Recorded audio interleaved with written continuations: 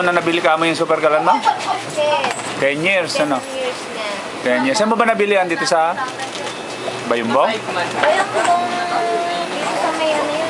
Bayumbong Capitol. Ah, sa Kapitolyo. Ay, amungan nga nun, yung Vizcaya Day. Sa experience mo, ano mga nagamit mo na magagandang panggatong? Kahoy ni Papa. Kahoy itong... Lang nagbibigay sa akin ng kahoy. Ilang pirasong kahoy kung magluto ka? Yung gano'n, yung hinawakan mo kanina malalaki, bali pagkatluhin ko pa yun, nakakaluto ako doon ng ulan sa kanin. Ibig sabihin, parang yung isang piraso na kahoy na ginagamit natin. Yung gano'ng kalaki. Yung ganyang kalaki. Isang ganyang kalaki. Hatiin mo pa yan ng Tatlo. dalawa. Ay, dalawa. Baka luto na yan. Ng kanin. Tama. I see. Ano pa nasubukan mong iginatong na mga uling? Matipid din sa uling. Yung kusot, nasubukan mo? Yung sodas? Maganda din. Papel, karton. Talaga, no? So, yung mga nakakita ng super kalan mo, ano sinasabi sa iyo? Ayan, ginaya ko ni Papa. Bumili rin siya. Yes. Na dahil doon nakita ng papa mo sa iyo, ano? Kaya... Bili ito sa akin nun yun. Ayoko, Oo nga. Manghihinayang ka talagang ibenta pag nagamit mo na eh. Kasi talagang makakatipid ka ng malaki sa shilling, sa gasol. Eh di, sinabi mo sa papa mo, bumili ka na lang nga pa ng iba. Yung hinanap yung contact number. Nakita nga yung number namin eh, tinext ako. Hindi ko alam kung paano ako nakakontak ni Mr. Fabio nun. Kung yata dito sa may high school, kinuha po nila yung number niya dyan sa may high school kasi di ba nag-contact kayo ng mga neighbors. Yun po. Kay Dr. Dangis. Kaya pala nakabili Yun, siya. kinakontak na yung number doon. Gabi pa nga ako nung nagdala yata rito na sister. Hindi ko makita-kita kung saan. Sa likod doon ng high school. Sa gilid pala. Parang likod. Saan nyo ginagamit yung kalan nyo dito sa Solano? Bayumbong? Dito lang po sa may Bayumbong dito. Anong parte kayo ng Bayumbong? Isang. Gisang? Gisang. Gisang. Maganda rito. Marami kayong kahoy. Di si mister mo, saka ikaw nagluluto. Opo. Sino ba bumili? Ikaw o si mister? Si Daddy.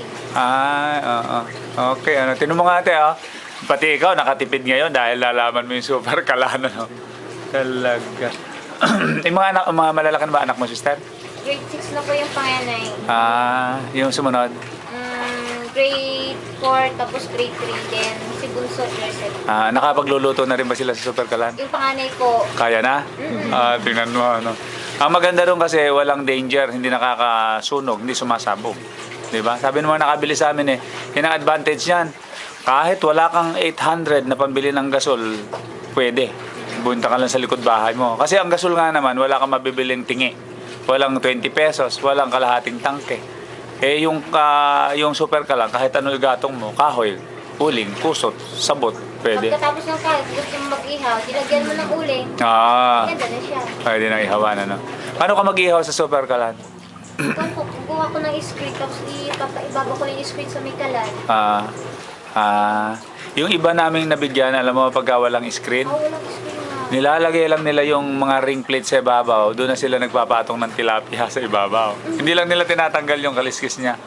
At saka bangus, pwede. Pagka naman isda ay yung karne, nilalagyan nila ng aluminum foil. Pwede na, nakapagluluto na sila doon.